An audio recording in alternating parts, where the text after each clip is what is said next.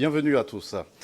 Il a décidé d'offrir au public un travail de mémoire, ou plutôt l'histoire contemporaine de l'Afrique, retraité du transport aérien dont il a été l'un des plus grands acteurs sur le continent. Le Togolais Christian Folikossi livre un témoignage sur les grands événements qui ont jalonné l'histoire de l'Afrique ces 6 dernières décennies. Un témoin privilégié qu'il a été du haut de ses fonctions et pourtant son enfance difficile ne le prédestinait guère à ce niveau. Son histoire, il nous la raconte dans cet ouvrage intitulé « Du village à la table des rois », un ouvrage de plus de 300 pages paru aux éditions L'Harmattan. Christian Folikossi, merci d'avoir répondu à notre invitation. C'est mon plaisir et mon honneur. Monsieur Folikossi, du village à la table des rois, votre ouvrage est un travail de mémoire, un récit de parcours. En quoi il était important pour vous de vous plier à cet exercice? Et dans l'introduction liminaire que vous avez faite, vous avez déjà donné une réponse à votre question. Je dirais d'abord que l'Harmattan m'a publié dans la collection Graveurs de mémoire. Ce qui signifie que il ne s'agit pas ici de lieux communs, des banalités de nos vies de tous les jours. Mais, que dirais-je, de la narration de faits historiques et de vécus qui méritent d'être contés pour édifier la jeunesse et peut-être d'autres moins jeunes. Naître sans rang social, dans un village du Togo, sans fortune particulière, et arriver à intégrer l'école des hautes études en sciences, des hautes études commerciales, HEC, et peut-être un exploit qu'il faut compter à la jeunesse. Par ailleurs, quand un enfant de Palimé se lève et peut faire état de relations au plus haut niveau avec les sommités du continent, c'est aussi une histoire qui mérite d'être contée. Et c'est avec ces deux volets qu'il m'a paru important de m'adresser à la jeunesse togolaise pour l'aider à élever ses ambitions. Et justement, cette jeunesse togolaise a envie de savoir quelque chose.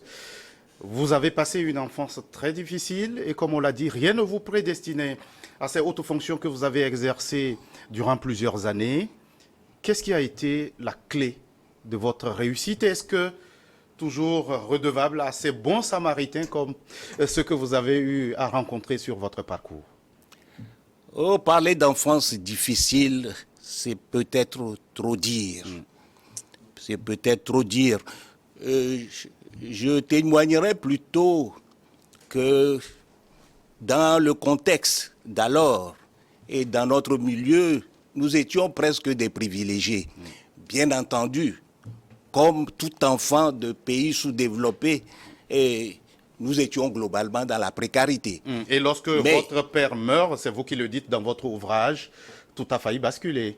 Si votre maman très battante, comme vous la décrivez dans cet ouvrage, n'avait pas été à vos côtés. En réalité, il n'était pas décédé, ce pater. Il s'est fait absent.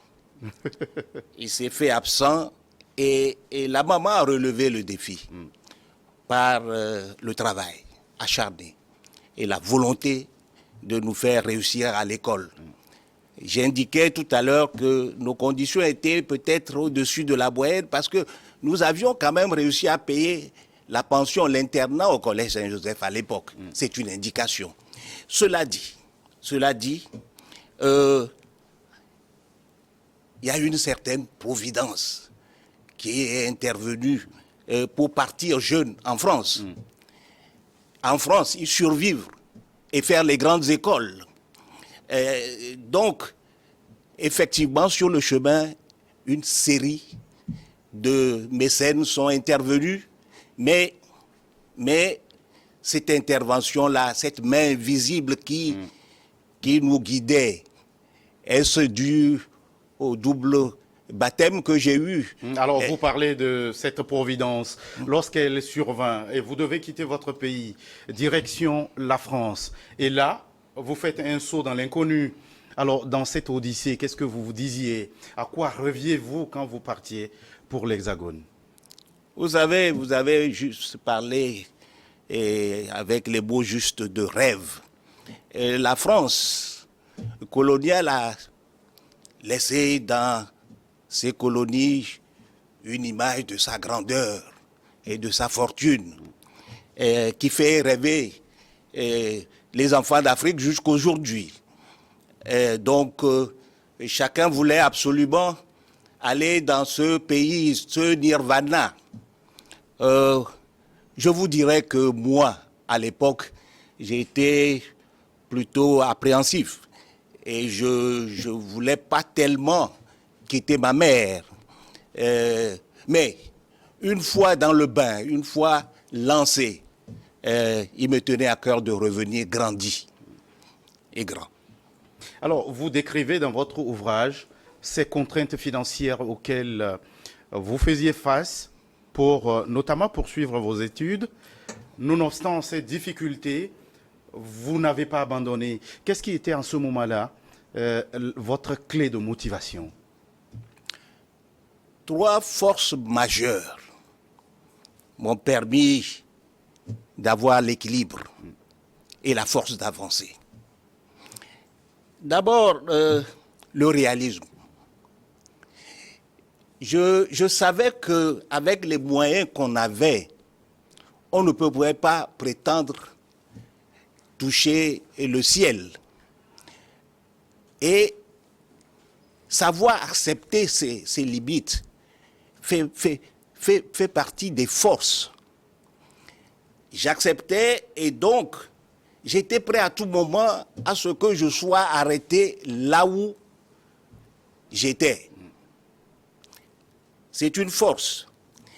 Et accepter en se disant aussi qu'on peut jouer avec le vecteur temps. Ce que je n'ai pas pu faire aujourd'hui immédiatement, je peux le faire avec la complicité du temps me donnant tout simplement c'est son privilège. Ça, c'est la première force. La deuxième force est la force de ce que j'appellerais de la foi superstitieuse. À quoi fais-je allusion? Je me disais pour des raisons inconnues que les esprits, les dieux, les mânes des ancêtres qui m'ont amené jusqu'au point A ne pourront pas me laisser en cours de route et que d'une manière ou d'une autre, ils interviendront encore pour finir l'œuvre. Ça, c'est la deuxième force. Et la troisième? La troisième, c'est le travail acharné. L'adage populaire dit chez nous que vous devez porter votre fardeau sur le genou et Dieu vous le porte à la tête. À la tête. Donc il fallait... Et justement, le travail acharné, vous en avez fait preuve. Parce que durant votre parcours universitaire, vous êtes allé jusqu'à HEC, les hautes études commerciales. C'est un privilège. Et lorsque vous sortez de HEC, diplômé, vous trouvez votre possibilité d'embauche au magazine Jeune Afrique. Ce devrait être normalement vos premiers pas dans la vie professionnelle. Mais votre décision en ce moment-là est extraordinaire. Vous refusez et vous décidez de rentrer. Pourquoi, M. Folikossi? C'était plutôt osé à ce moment-là. Et je compliquerais volontiers votre question en disant que nanti de mon diplôme HEC, d'un DE en économie et même de certificat de stage à l'école des hautes études en sciences sociales qui fait partie de l'école de France, je t'ai fondé à considérer que je peux intégrer l'élite française dans l'Hexagone. Mais alors, le devoir de l'Afrique, l'appel de l'Afrique. Je pensais que j'aurais à donner plus de valeur ajoutée ici sur le continent que là-bas où il y a déjà du trop-plein. Et voilà en quelque sorte ce qui m'a motivé. Le rêve d'Afrique l'a emporté sur tout autre rêve. Le rêve d'Afrique l'a emporté sur tout autre rêve. Vous décidez de rentrer. Et aujourd'hui, votre nom est associé au transport aérien. Et pour cause. Alors, vous avez occupé de hautes fonctions dans ce domaine. Directeur à Air Afrique à l'époque. Et puis, secrétaire général de l'AFRA. Hein, vous avez apporté votre pierre à l'édifice d'intégration africaine qui se traduit aujourd'hui par le MUTA, le marché unique de transport aérien en Afrique. Quel est votre avis? Vous savez, mettons toute modestie de côté, le MUTA à l'origine est une idée de l'AFRA, sous ma gouvernance. L'idée était quoi? Comment accélérer la libéralisation du ciel en Afrique? Nous avions pensé à l'époque qu'il fallait réunir les pays qui étaient prêts. Pour le Open Sky d'alors? Oui, qui étaient prêts et qui avaient envie. Mais nous n'avons pas été immédiatement suivis par l'Union africaine qui a mis 15 ans pour réaliser l'utilité de l'idée et mettre ça en pratique. Fort heureusement, le pilotage de l'idée a été confié à mon président, le président Faure Gnassingbé, et je dois vous dire, comme spécialiste, que le travail avance bien.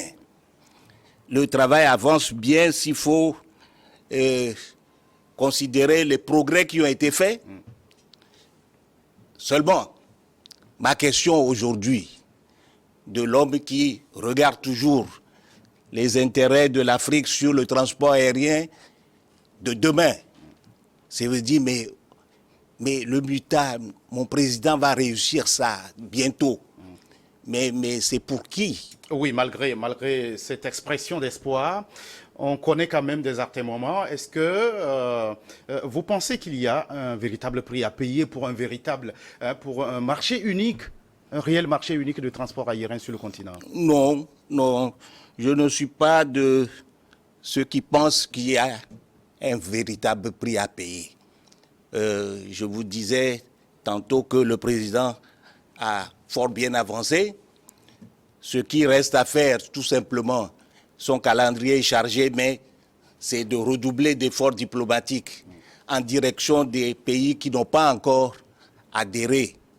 Et le travail sera complété. Moi, ma crainte, c'est, après ce travail, à l'époque, nous avions pensé à un fonds de développement, de soutien des compagnies aériennes, parce que toutes les compagnies africaines disparaissent. Même South African Airways a des problèmes. Kenya Airways a des problèmes. Donc, seul Ethiopian Airlines relève la tête et fait notre fierté. Donc, peut-être que cette idée-là, nos chefs d'État devraient la reconsidérer. Monsieur Folikossi, vous avez mangé à la table des rois. Vous avez côtoyé plusieurs dirigeants africains porteurs de l'idéal d'une Afrique unie, mais il semble que le chemin vers cet idéal est encore long. Oui, malheureusement, c'est la légende, l'unité africaine, l'Union africaine. Et pourtant, nous avions commencé dans les années 60, c'est-à-dire il y a 60 ans. Nous connaissons les pesanteurs et nous pourrions nous étendre dessus, mais prenons les plus simples. Vous êtes 53, comment travailler à 53 acteurs et travailler dans l'harmonie? En plus, quand vous êtes 53 chefs d'État qui demain accepteraient et de rester sous le commandement d'un primus inter pares. Et voilà quelques équations à régler. Mais l'observateur avisé que je suis proposerait ceci. 2 choses à faire parallèlement. Oui, très rapidement. Oui. La technique, l'approche du MUTA devrait être appliquée à l'Union africaine. Les pays qui sont prêts, qu'ils commencent. 2, au niveau au moins des organisations régionales, créer des ministères clés qui soient en commun. Le transport, l'énergie, les télécommunications. C'est votre proposition, M. Folikossi, c'est ma dernière question pour vous sur ce plateau. S'il vous était donné de refaire votre parcours, y a-t-il des choix que vous referiez? En quelques secondes avant qu'on ne se sépare. Eh oui, j'aime la question, seulement voilà. Moi, je suis un homme qui regarde devant. Presque jamais dans le rétroviseur, sinon de façon furtive. Sinon, on fait des accidents. Donc, je voudrais que nous regardions devant et je ne me pencherai pas sur des regrets. Je pense que le destin, là, il faut regarder devant, on retiendra l'essentiel de votre message, monsieur Folikossi. Malheureusement, nous n'avons pas assez de temps. Merci d'être passé sur ce plateau. C'est mon plaisir. Vous êtes auteur de cet ouvrage, du village à la table des rois. Merci à vous qui êtes restés à notre compagnie. À très vite pour un autre numéro de votre émission Focus.